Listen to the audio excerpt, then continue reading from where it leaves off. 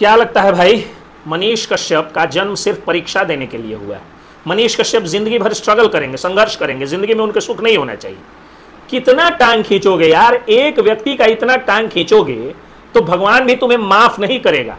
ये बातें मैं इसलिए बोल रहा हूं क्योंकि सबसे पहले तो मनीष कश्यप को किस तरह तंग किया गया और अभी हाल फिलहाल में किस तरह से उनके सभी चैनल और सभी फेसबुक पेजों को करप्ट करने की, उसको हैक करने की कोशिश हुई, हैक किया गया और चैनल को बंद करके उनको बेरोजगार बनाने की और हाथ में कटोरा थमा करके सड़क पर भेजने की जुड़ने की साजिश हुई है। उसी साजिश पर हम चर्चा करेंगे। उसके पहले मेरा प्रणाम, नमस्कार, जय हिंद, जय बिहार। मैं हूं आप सबका दोस्त, वकील सह पत्रकार एस.के. पंकज। सबसे पहले मनीष कश्यप जब पत्रकारिता शुरू किए, डिजिटल पत्रकारिता, और पूरे वर्ल्ड में डिजिटल पत्रकारिता के मामले में बिहार को नंबर 1 पर लाए, चंपारण को नंबर 1 पर लाए, तो फिर सत्ता में बैठे हुए जो युवराज लोग थे उनको ये बातें खली कि कैसे एक गरीब मध्यम वर्गीय परिवार का, एक निम्न मध्यम वर्गीय परिवार का एक लड़का इतना ज्यादा नाम शोहरत कमा रहा है। उसके बाद दे दनादन 4 फर्जी FIR दर्ज किए गए।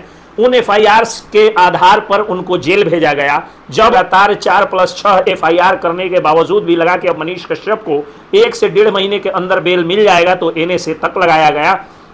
NSA क्वैश हुआ, मनीष कश्यप को बेल मिला और स्पीडी ट्रायल चलाने के बाद जब मनीष कश्यप को क्लीन चिट मिल गई, मनीष कश्यप बाहर आए तो लोगों ने कहना शुरू किया कि मनीष कश्यप पत्रकारिता क्यों कर रहे हैं, उनको तो भाजपा ज्वाइन कर लेना चाहिए, वो तो संघी विचारधारा के हैं, वो तो चड्डी छाप पत्रकार हैं, वो तो भगवा छाप पत्रकार हैं। और जब मनीष कश्यप ने सामूहिक रूप से चड्डी, भगवा और झंडा को, तिरंगा को थाम लिया, तिरंगा पहले भी थामे थे, जब भगवा भी थाम लिए, तिरंगा के साथ एक हाथ में तिरंगा और एक हाथ में जब भगवा उन्होंने थामा, और जब दिल में गाय और होठों पर गंगा को उन्होंने थामा, उसके बाद में अब लोगों ने कहना शुरू किया कि मनीष कश्यप तो धोखा दे दिया, मनीष कश्यप जो है क्यों भाजपा ज्वाइन कर लिया। अरे तुम ही लोग बोलते थे ना कि उनकी संघी विचारधारा है इसलिए भाजपा ज्वाइन कर लेना चाहिए। कुछ लोग तो कहते थे कि मनीष कश्यप मोदी जी को कमजोर कर रहे हैं, बेहतर होता है कि मोदी जी के साथ काम कर। जब वो करने लगे तो फिर आलोचना गैंग सक्रिय हो गया।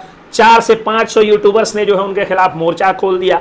जब घंटा फर्क नहीं पड़ा मनीष कश्यप को, मनीष कश्यप चुनाव में बदला लिए। और ये सच्चाई है कि मनीष कश्यप के भाजपा ज्वाइन करने के बाद में बिहार में सीटों पर अंतर नहीं पड़ा। नहीं तो बहुत सारे राजनीतिक पंडित बताते हैं कि मनीष कश्यप हो सकता है वो खुद जीत जाते या हो सकता है वोट काट करके हरा देते।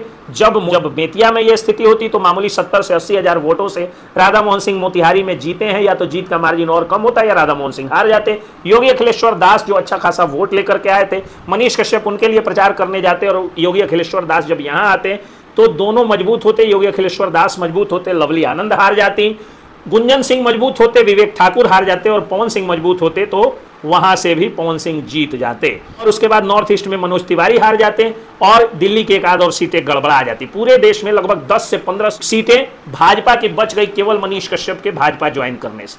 आलोचना गैंग सक्रिय रहा, मनीष कश्यप चुपचाप आए और मनीष कश्यप हमारा, आपका और चाहने वाले अपने लाखों फैंस का सपना पूरा किए। जो लोग इनके जेल जाने के बाद सोचते थे कि कब मनीष कश्यप आएंगे और फिर से नशाखोरी के खिलाफ अभियान चलाएंगे, भ्रष्टाचार के खिलाफ आवाज बुलंद करेंगे, माफियाओं के खिलाफ जो है वो मोर्चा खोलेंगे, मनीष कश्यप यूट्यूब फेसबुक के माध्यम से ये सारे काम करने लगे।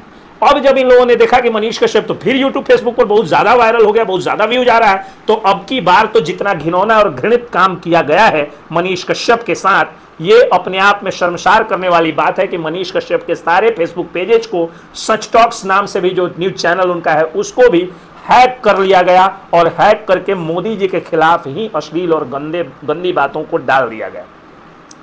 मनीष कश्यप भी अब कच्चे खिलाड़ी तो रहे नहीं। वक्त ने उनको इतनी ठोकरें दी और लोगों ने उतना ज्यादा हथौड़ा उन पर चलाया कि उनका पूरा शरीर लोहे का बन चुका है और अब उनको कोई असर नहीं हो रहा है। तो इस चोट और ठोकर का जवाब बड़े कानूनी तरीके से साइबर थाना में केस दर्ज करके मनीष कश्यप दे दिए। लोगों ने सोचा था कि जब इनका चैनल हैक हो जाएगा तो इनको बदनाम किया जाएगा, जिस तरह ट्विटर पर फर्जी फोटो के मामले में FIR हो गया था, फिर FIR होगा, लेकिन अब तो उल्टी गंगा बह गई। मनीष कश्यप इन सबके बाप निकले और जा करके और उन्होंने खुद FIR कर दिया। मनीष कश्यप ने ये बहुत ही अच्छा काम किया है, कानूनी काम किया है।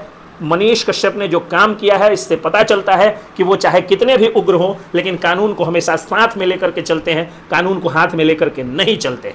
अब देखना यह है कि 2 दिनों के अंदर कैसे मनीष कश्यप का वो सारा फेसबुक पेज अनहैक होता है, वापस आता है और मनीष कश्यप फिर से गुटखा बनाने वालों के खिलाफ, शराबियों के खिलाफ, नशाखोरों के खिलाफ, गुटखा थुकवा और खैनी थुकवा लोगों के खिलाफ, पियक्कड़ों के खिलाफ मनीष कश्यप जागरूकता फैलाएंगे, भ्रष्टाचारियों, चोरों, घुसखोरों के खिलाफ आवाज बुलंद करेंगे, बालू माफिया, शराब माफिया, जमीन माफिया और शिक्षा माफियाओं के छट्टी का दूध कैसे याद दिलाएंगे, जैसे दिला रहे थे, महज 1 से 2 दिन बाद फिर से दिलाएंगे। जय हिंद, जय बिहार।